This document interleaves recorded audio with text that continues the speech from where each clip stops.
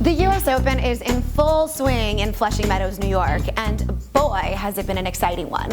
So let's touch on a few of the more thrilling things that have happened thus far.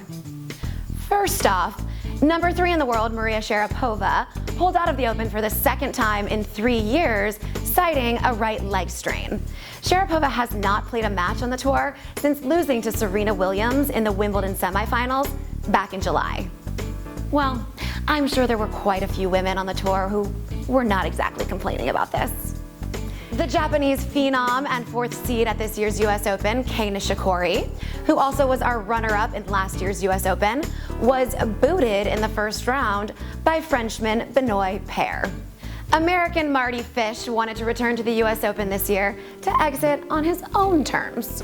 3 years ago, he was forced to withdraw prior to his 4th round match with Roger Federer, overcome by anxiety attacks, which then led him to seek treatment for an irregular heartbeat.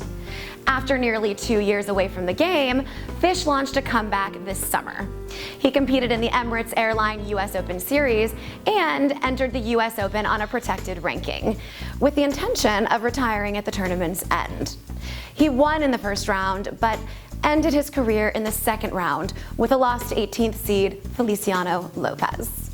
Murray took out Australian Spitfire Nick Kyrgios in a much-anticipated first-round match. There's been a lot of commotion surrounding the young Australian and his attitude lately, something I'll be touching on in a future episode.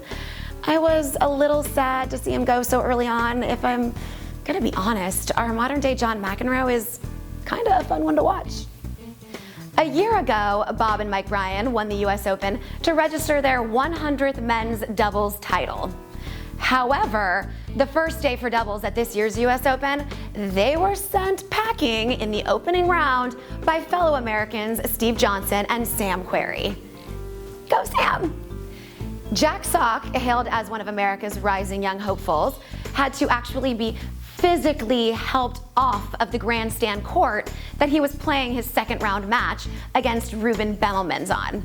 Bemelmans emerged with the win 4-6, 4-6, 6-3, 2-1 when the number 28 seed retired as the match neared the 2-hour mark in the 90-degree heat and high humidity.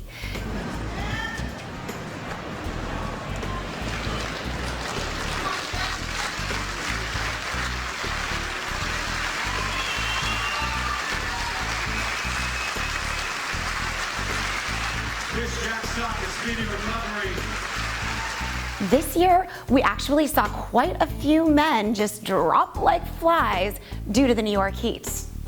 Canadian stunner Genie Bouchard was forced to drop out of her 4th round match and the entire tournament as a result of a concussion she sustained from slipping and falling in the locker room. Ouch! Rafael Nadal said adios to New York, exiting the tournament at his earliest in 10 years. The 29-year-old 14-time major winner crashed in the 3rd round to 32nd seed Fabio Fognini. And it's been a minute since we've seen the sister act, but Serena and Venus Williams set themselves up this year to duke it out in the quarterfinals. I'm sure the ticket prices for that one skyrocketed. Serena, however, went on to continue chasing history. Now, a lurking question about this match is, with so much on the line for her sister, did Venus just let Serena take this one? When a reporter implied he wasn't sure whether Venus really wanted to beat Serena, she replied, "I tried. Were you there?" So, who knows? Now, will Serena actually be able to catch up with history and tie Steffi Graf's place at the top of the pyramid of Grand Slam wins? I personally say yes, but that remains to be seen.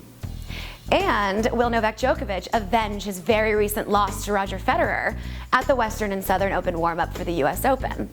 If both make it to the finals, then we'll get to find out. Until then, if you're attending the tournament, I highly recommend you buy one of these.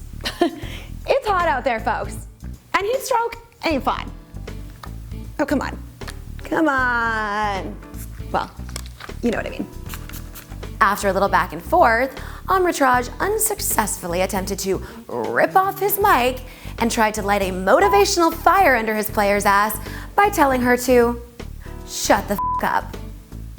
I got her down and out, and then I just... Ellie.